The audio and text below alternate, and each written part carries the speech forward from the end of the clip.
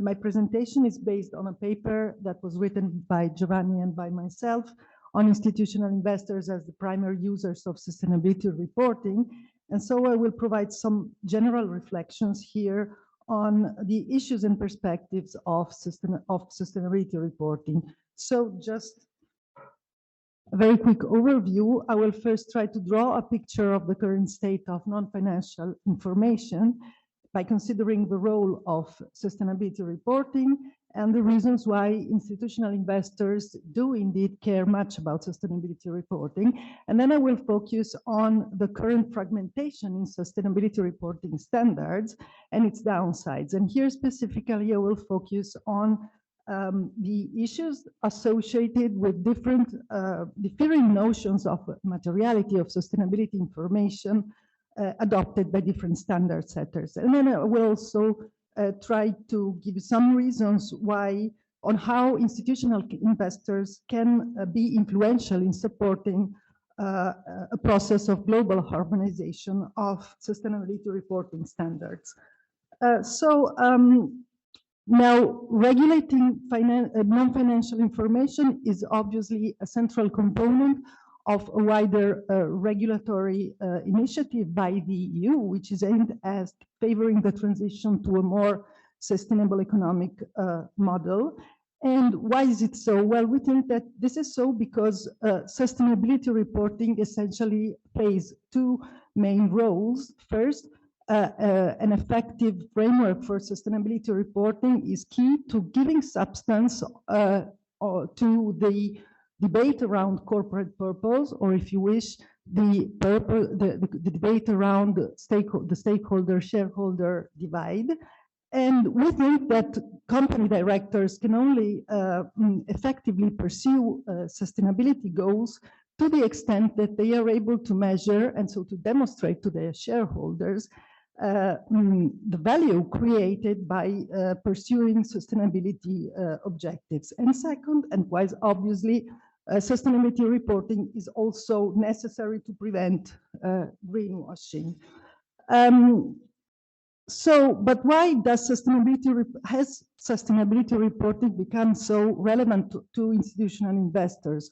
Well, on the background is, I think, certainly the fact that sustainability reporting is in the spotlight. But while in the US, there is a fierce debate going on about the adoption of climate-related disclosures by the SEC, in the EU, the regulatory framework for sustainability reporting is one step ahead, and several pieces of regulation have already been adopted that target both companies and institutional investors. Companies need to provide sustainability reports based on the non-financial reporting directive, which was replaced and extended in scope by the CSRD in 2022. And sustainability reports are provide investors with the information they need to meet the disclosure obligations they in turn are imposed on by the sustainability financial disclosure regulation. And also institutions that sell financial products that are marketed as environmentally sustainable must disclose how and to what extent these financial products are invested in environmentally sustainable activities as listed in the EU taxonomy of 2020. So in this context, I'm sorry, I forgot to. In this context, I think that there are several reasons to believe that institutional investors are the primary users of sustainability reporting. Not only did the EU create the kind of normative expectations that institutions take on an active role in supporting the transition towards sustainable finance, but also there are other reasons. Simply, the demand for ESG products continues to grow in the EU, and so leading asset managers are looking at sustainability as a business opportunity to attract new clients, and it is no surprise that they also are tending to promote themselves as the ESG champions, and that they are using ESG as a marketing tool.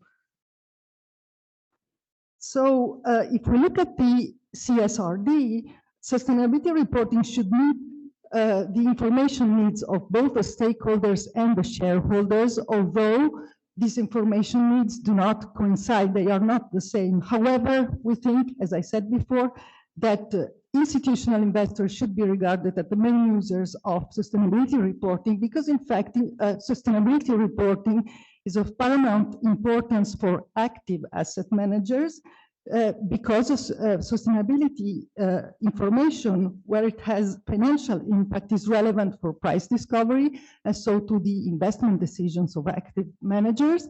But it is also key to passive managers because they can use sustainability information to supplement the implementation of stewardship strategy is aimed at reducing the systemic risk of portfolios. So, having said that, we think that the major issue, however, in sustainability reporting is fragmentation in the applicable reporting standards. As you know, there are currently many sets of different standards, and no objective or shared measurement system exists for many of the items to be included in the sustainability reports. And so this makes sustainability reports made by different companies inconsistent or only slightly comparable. But it is interesting that something is going on in this context, because we see that a process of consolidation of the standard setters is going on at the international level. And this thanks especially to the creation of the ISSB under the umbrella of the IFRS Foundation, into which some of the leading organizations merged, such as the SASB and the TCFD. And so we think that the ISSB standards are likely to become prevailing at the international level.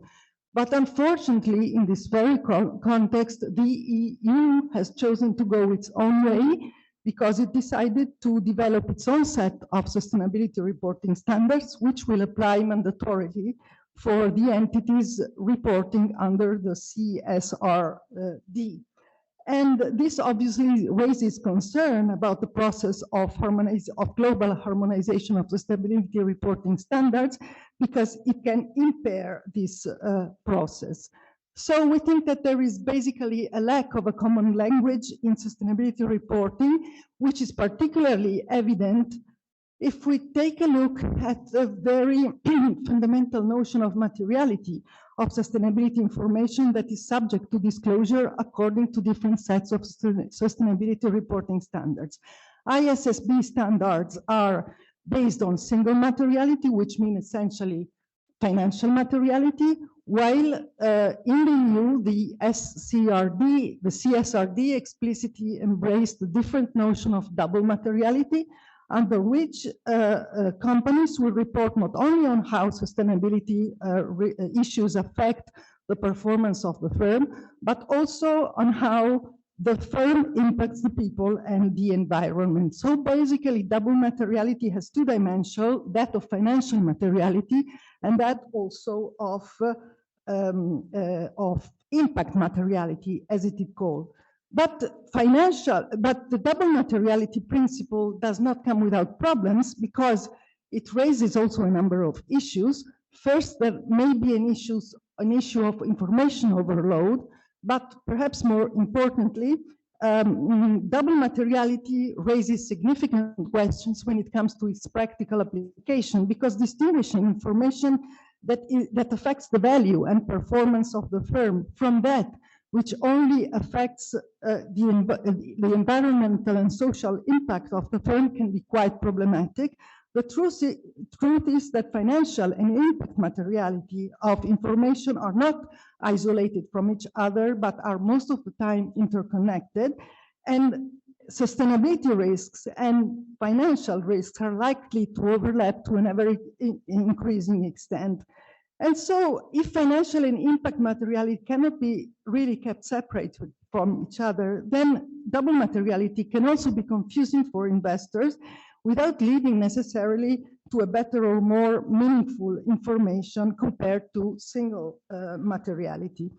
So we think that institutional investors can play a role in supporting a process of global harmonization of the reporting principles. And in fact, they also constantly voiced the need for greater convergence, and they have pushed the reporting entities to report in alignment with more investor-friendly principles. And they also are in a good position to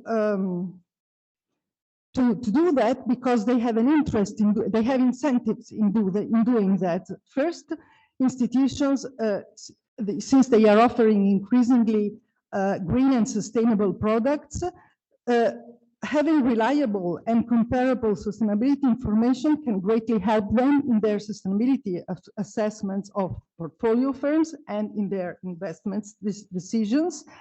And second, if frameworks were available for consistent internationally consistent sustainability reporting, this would also help mitigate another problem that investors are faced with, which is that of differing ESG ratings and indices. And we know that asset managers are heavy users of benchmarks and of ESG ratings, but the fact is that the absence of comparable sustainability reporting standards also causes ESG ratings to diverge based on the provider and which reporting standards it uses. So I think that impaired sustainability assessments by the investors cannot be overcome unless some better convergence of the reporting standards is achieved at the international level. So the conclusion is quite simple. We think that